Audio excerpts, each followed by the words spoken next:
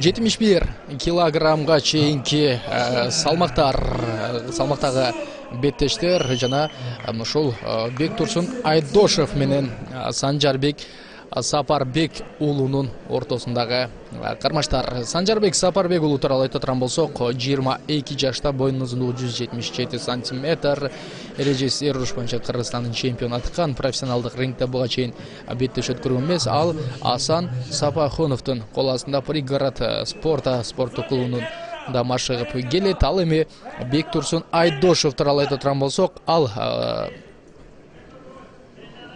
ушул боюн узундугу 175 сантиметр, ММА жана самбо боюнча Кыргызстандын чемпионаты алган. Ошондой эле Web Selection 17 турниринде дагы Бектурсун Айдошев жеңишке жеткенин жакшы билебиз. Бектурсун Айдошев алдын ошол беттеште өзүнө ишенимдүү түрдө жеңишке жете алган.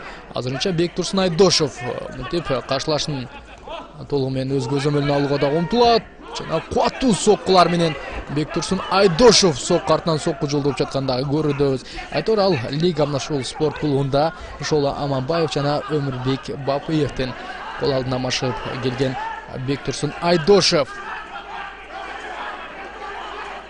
Тип каршылашына өз колун алдырып коет жана Санжарбек Сапарбек уулу азыр толугу менен каршылашынын колун кайрып алууга дагы мүмкүнчүлүк бар. Бектурсун Айдошев мындан ары кандай аракеттерди көрөрүн дагы байкап көрөбүз. Айтор кантсе дагы Бектурсун Айдошев буга чейин Web Selection 17 турниринде өзүнө ишенимдүү түрдө жеңишке жете алган жана мынтип Санжарбек Сапарбек уулунун мынтип анын колдорун кайруусунан дагы чыгып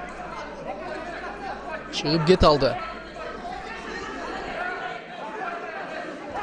Бектурсун Айдошев түзек соккусунун бирөөсү тамай. Санжарбек Сапарбек уулу кандай аракеттерди каршы көрөт. Бектурсун Айдошев али толугу менен беттешти көзөмөлдөгө умтулат жана Санжарбек Сапарбек уулу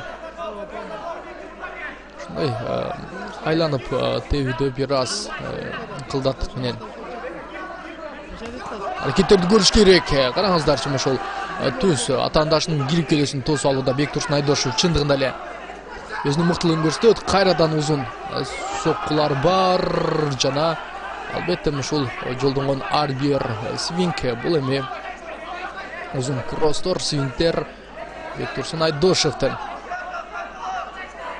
атаандашы менен балким күрөштө эмес туруп аракеттерди көрүш дагы керек экенин кабар берет. Демек Бектурсун Айдошевдин буга чейинки ушул ММА жана самбо боюнча өлкөбүздүн чемпиону атканын эске ала турган болсок, анда ал жерде дагы ошол мыкты күрөшүшү керек жана каптал хуктары азыр Бектурсун Айдошевдики мыкты. Ал эми Санжарбек Сапарбек уулу лоу киктер менен каршылашын сынап көрөт жана бул ирет эми лоу кикти өзүнүн түз жептери менен Бектурсун Айдошев тосуп алды жана каршылашын мынтип тейкдаунга дагы кетирип коюуга үлгүрдү. Демек Бектурсун Айдошев ишенимдүү болуусун барган сайын арттырууга умтулат жана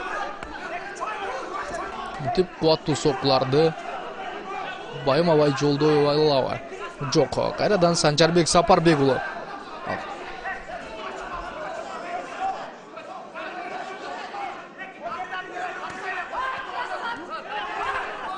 Бектурсун Айдошевдин колдорун байлап алган болчу. Бул ирет эми анын ушул байлоосунан чыгып кеткен Бектурсун Айдошев соккунун артынан сокку жана муш артынан муш жолдоп жатат.